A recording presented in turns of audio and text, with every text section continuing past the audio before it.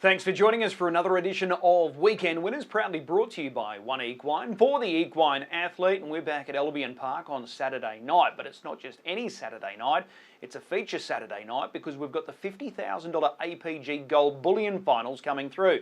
For the 3-year-olds, one for the fillies and one for the colts and geldings. We saw the heats last Friday night, so we're set for a very exciting night of racing. 10 races in total, and we get underway at 5:44. In this edition of Weekend Winners, a brand new face comes to the screen because young Layne Dwyer, he's got his first night of metro driving this weekend, and he's been kind enough to join us. Layne, of course, is the son of Graham and Marty Dwyer. They're a leading stable. Layne's been on the circuit for a little while now, but this is the first time under the bright lights on a Saturday night. So he's going to jump in the hot seat. Brendan Barnes will also join us, and we'll get their thoughts ahead of their drives on the weekend. So that's all in front of us on Weekend Winners. Layne Dwyer jumps into the hot seat to go through his book of drives on Saturday night. Special moment for Layne coming up this weekend because this is his first night of metro driving. And he's with us now. Layne, appreciate the time. Thanks, Chris. You've been building for this moment for some time, so what are the expectations? What are the nerves like ahead of the weekend? There's definitely been a timer on my phone, that's for sure. But no, I'm pretty excited, and I think I've got a couple of good enough chances. So hopefully, get a winner on my first night. That'd be good. Yeah, too right. And you've got a good chance here in this first race, race 1, number 1. Hey there, Joe. He's been really good for the stable. His last couple of runs, although beaten, far from disappointing. Barrier 1's a big plus here. How do you rate this guy's chances? Yeah, I find his chances really good. He's just had a bit of a virus, but he's come back and he's feeling really good. And his track work, he worked awesome this morning. So, yeah, hopefully he can hold up and be hard to beat. All right. How do you sort of analyse that gate speed to your outside, and how do you expect him to leave the inside position there, barrier 1? Yeah, there is a little bit there, but I believe he can hold. He does have good speed. We haven't really used him off the gate too much, but yeah, hopefully he leads, and yeah, should be thereabouts. All right. If he is in front with R11 Art, who was super sharp last week, on your back, could he loom as your biggest threat there? Yeah, I think so. Yeah, we just got to hopefully just stack them up as much as we can and leave our sprint for the last bit and out-sprint R11 Art. That'd be an ideal world, but yeah, he's definitely probably one of the bigger threats there. All right. Just overall, though, for Hey There, Joe, has he been a bit of a surprise packet for your dad since joining the stable? Because, like I said, he hasn't run any bad races, so has he been a surprise packet since joining the camp? No, not necessarily. He's going really well down in Tamworth when Dean Chappell had him, and he always thought very highly of the horse, so he sort of had big expectations coming up here, I believe, and he's definitely living up to them, and we're having a bit of fun with him. All right, well, hopefully he goes well. That's your first metro drive there, Saturday night, race 1, number 1. You then go around in race 3. It's race 3, number 3, Love Bite. You know this guy really well. Are you happy with the way he's performing? Yeah, he's definitely improved. It's probably not a bad draw for him. We'll just slide forward. Hopefully get the top, and he can run a good mile rate. So just keep him rolling along, and he should be thereabouts as well. All right, Collector Dime, he comes into this race boasting super form. He's aiming for 5 straight. You've seen plenty of him, Collector Dime. Does he loom as the hardest to beat here? Yeah, definitely. But the thing in our favour is we're drawn inside him. That's 1 plus, and we'll be making the most of it. But yeah, he's definitely the one to beat in that race for sure. All right. Those 2 horses on your inside, Rockin' Penny, Carter Grant, both are going well. Both probably looking for cover at 2,138 metres. So if you can lead here with Love Bite, you're confident that he can run a really bold race? Yeah, for sure.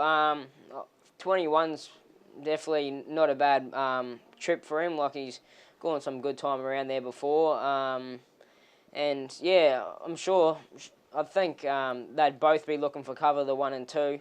So yeah, hopefully we can just cross, keep him rolling along a bit, make the favourite work a bit, and he should be thereabouts. All right, well, a good chance there with the Love Bite. So you've had a couple of good draws there for your first two Metro drives. Now you get a taste of it. Race 4, number 12, Sir Brigadoon, the outside of the second row. Were you disappointed when you saw that draw for this horse? Because he's another one that's going probably better than what his form reads. Yeah, I was a little bit, but like if he's probably going to win it last start. He checked the wheel, so and he broke. But if all he needs is a bit of luck, and if he gets it, he should run top 3. Okay. So overall, those efforts at Marburg during that Gold Strike series, you were more than happy with, given the handicap he was facing? Yeah, like he probably hasn't shown what he is capable of. Like the first few starts we gave him, he was really sharp, and but if he brings that to Saturday night, he can really throw down a challenge. Yeah, it's a good point you raise. When he first arrived here, he really hit the ground running. He was super impressive. So you think he's just tapered a little bit? Do you make any changes going into Saturday night? No, not necessarily. Like he's another one that's had a bit of a virus, and he's just starting to get over it, I think. So yeah, like his run, he felt really good last week. But yeah, hopefully he just brings to the track what he does have and goes the best he can, and he should be there. All right. Race 5, this race for the mares. This is the Band 5 pace. Miss Strepo, she's another one that's going really well. 2 off the second row. No doubt you're hoping for a heap of early speed here. Yeah, definitely. Yeah, no, she's been going well. Probably would have preferred her to be drawn 2 or 1 or something, but it's not a bad draw for her. Yeah, we just hope for the best, and hopefully a lot of speed early and get over the top. That'd be good. Yeah, super open race. It's hard to sort of pinpoint one mare above all others. So, you know, luck in running's going to play a part, and the tempo is going to be the big factor here. So if they go really hard to the half, Miss Strepo could be a bit of a threat late. Yeah, exactly right. It's a very even race, and yeah, they're all as good as each other, and whoever has the most luck should win. All right. Final race on Saturday night for you that you're driving in is a $50,000 feature, the APG Gold Bullion 3-year-old fillies final. Hell of a hand is your drive. Drawn 2 off the second row. The favourite here is Soap Opera, who's drawn the outside of the second row. So does that balance up things a little bit here for this final, given that she's got to overcome a really tough draw, Soap Opera? Do you give yourself a chance? Yeah, I do. Her run last week in the heat was awesome.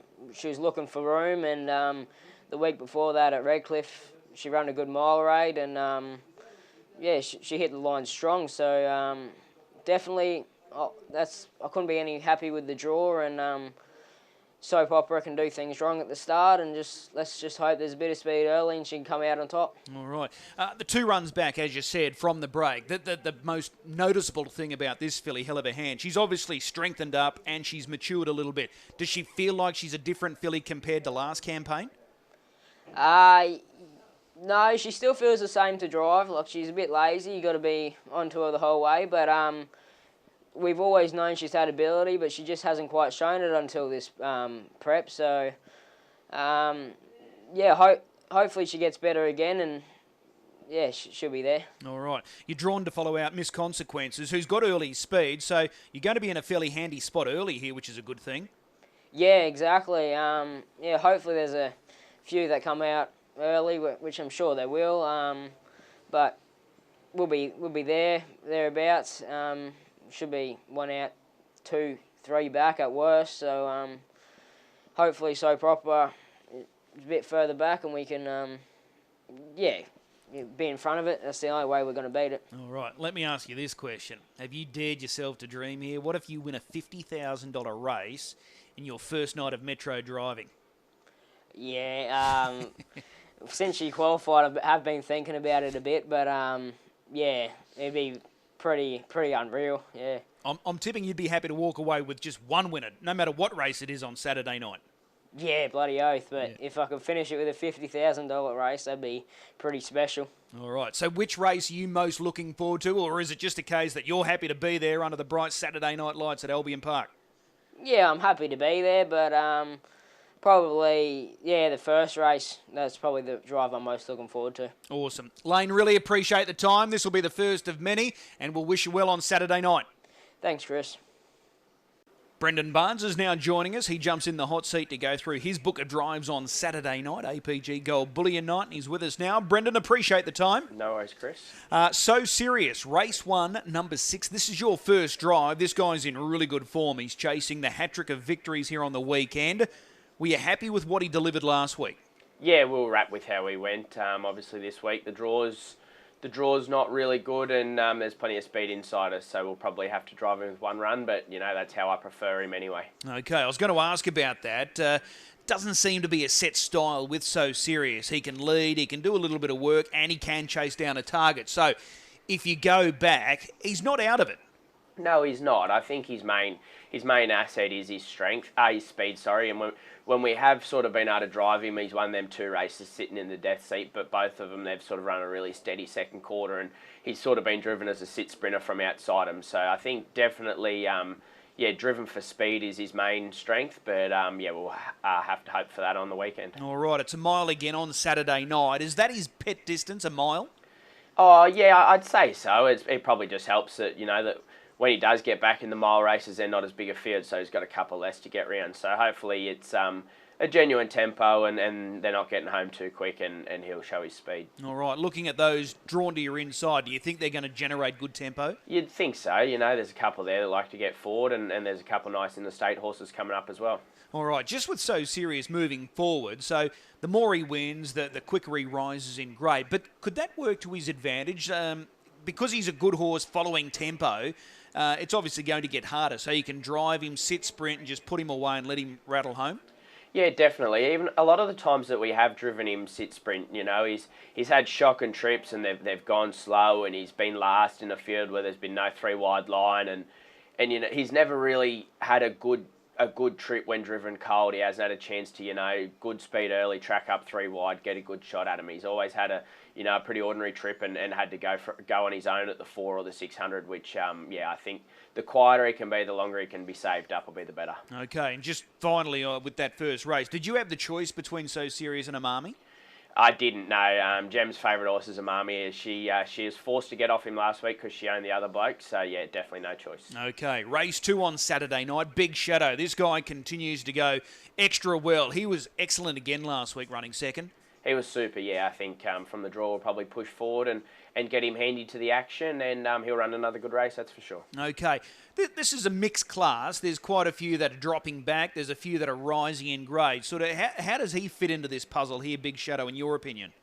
Oh, he'd have to be one of the better, sort of 4 or 5 in it. I think, I think he's sort of good enough to think that I think he can probably sit outside him and be, really good top 3 hope. Okay, do you think LL Cool J will lead from the inside? They'll be doing their best, that's for sure. Okay, so could it turn into a leader behind leader scenario here? LL Cool J, Northview Hustler, and then you're left parked out?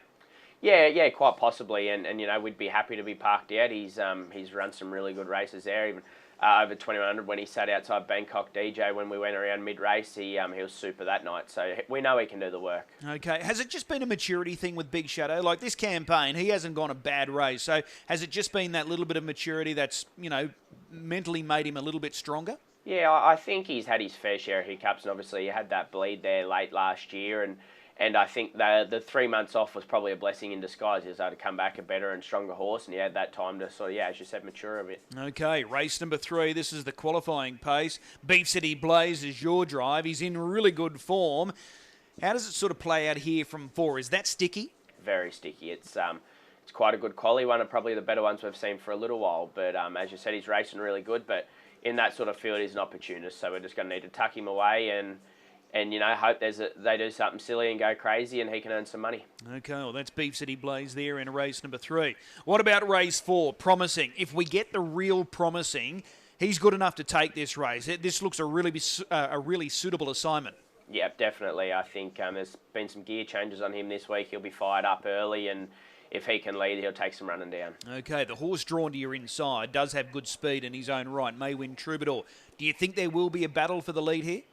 Oh, put it this way, I'm going to be pretty happy to roll the sleeves up and have a really good look and just sort of see if we can force our way to the front. Okay, he's a big horse promising, so if he does find the lead, 2,138 metres, can he run it out strongly? Yeah, I think so. I'm pretty confident that if he can lead, he can run a good race. Okay, that's a good push there for promising. What about race 5? Captain of Speed. She lands gate 1. Probably, if anything, dropping back in grade here. This is the band 5. Can she run a good race from the inside? Yeah, I think so. She's probably got to go a little bit better. She sort of has her limits. You know, there's not an obvious one there that you'd probably take a sit on. So whether or not we just see how they come out, and we might even be happy to hold this week and sort of make them catch us. She's testing the friendship with you, isn't she? Yes, definitely. Okay. So looking at this field, I think you're right. There's no standout, but there's a number of good quality performers here. So if you want to lead, you will. But if there is a fair bit of pressure, you're not against taking a sit.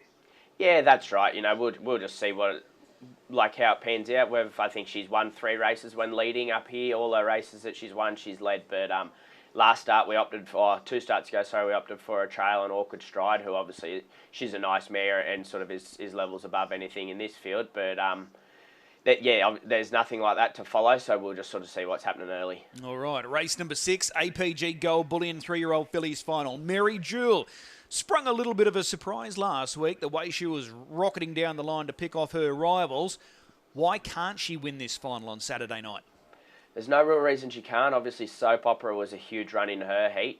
We've got the draw advantage, but I'd love to lead, but also in saying that, I'm a little bit worried. You know, in a couple trials early when she was in front, she pulled way too hard, and the last couple starts with a sit, she's been quite settled and had a bit left. So yeah, I'd love to lead, but I'm hoping she just doesn't bring herself undone if she wants to get keen again. So where does that leave you then? Hoping. It's a tough drive by the sound of it for you here, because you've got big decisions to make. She was on that 24-hour backup last week. Both runs were really good. Now you've got the draw. The main danger's drawn off the second row. You want to try and hold that early advantage, right?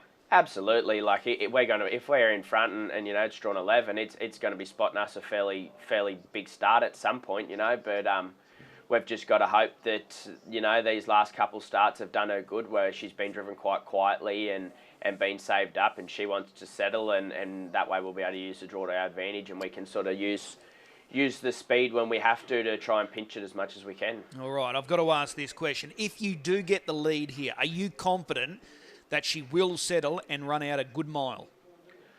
I'm not 100% confident. My fingers are crossed. I'm hoping so. She hasn't showed signs of pulling at track work her last couple starts and everything like that, but I have no doubt if she settles, she can run probably a 53 mile, no doubt. Okay. Race 7, the APG Gold Bullion Colts and Geldings final. Quick change. He's the reigning Q-Bred 2-year-old of the year, or reigning Queensland 2-year-old of the year. He was first up. As we all know, it's been a little bit interrupted, this preparation, bit stop-start. He was really good last week. I like the final 100 metres, so what was your takeaway from the heat run? Yeah, I was really happy. I think the draw's okay. We can get forward and get a spot from there, and I think we just got to hope he's forward enough. Okay, so from barrier 3, how do you sort of see this unfolding? Where do you want to be? I'd say, you know, Hot Rod Harry will probably want to hold early. 4 Feathers I drove in the heat last week. He come out and showed good speed, but needs a helmet, so we'll just look to get across him early, and then checking out the talent outside us. Hopefully he'll go forward, and if we could be one out, one back or something like that, it'd be terrific. Okay, how much improvement do you think there will be from last week, the heat run, to the final on Saturday night? Oh, boatloads, and I think even more after this final, I think. Okay, so is he a winning chance? I think, the fence races, Hot Rod Harry, Delro, where they're drawn, you know, they're probably the class runners in the race and they've got the good draws. But if something happens, you know, we saw Hot Rod Harry blow to pieces there a couple starts ago when he was in front. So that, you know, that could happen again. And we know he's a classy horse and he's got high speed. It's sort of just a matter of if there's some genuine tempo and it's, you know, it's not sort of favouring them fence horses. Surely there's got to be tempo. Well, you'd think so. There's not too many races. Trent Dawson's in front. There's not, is there? Yeah. So whatever he does on Saturday night will stick on his tail because there's better to come. Absolutely. All right. Well, that's quick change. And then you've got that final race, race 10, horse 3, classic mix-up. Small field here for the mares. This is the Open. What do you think? Yeah, I think small field suits. You know, she's shown limitations her last couple starts, but we'll just drive her really quiet and just save her up for 200 metres. Okay. So which drive are you most looking forward to there on Saturday night? I think if Promising can bully his way to the front, he's probably the pick of them. All right, Promising. That is race 4, number 2.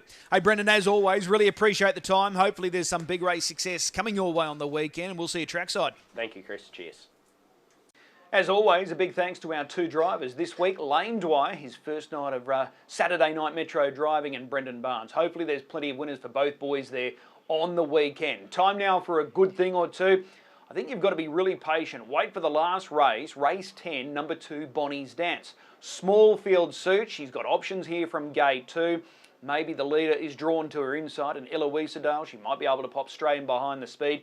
Either scenario, I think she's going to be in the right spot. She's going really well. She can take it, but you've got to be patient. It is the last race. So race 10, number 2, Bonnie's Dance, marking her as the best bet on the program. Remember, if you are gambling this weekend, please do so responsibly. We're set for a great night on Saturday night at Albion Park. APG Gold Bullion Finals for the 3-year-olds, the fillies, the colts and the geldings coming through as races 7 and 8. We look forward to that. We'll see you trackside at the Creek this Saturday night.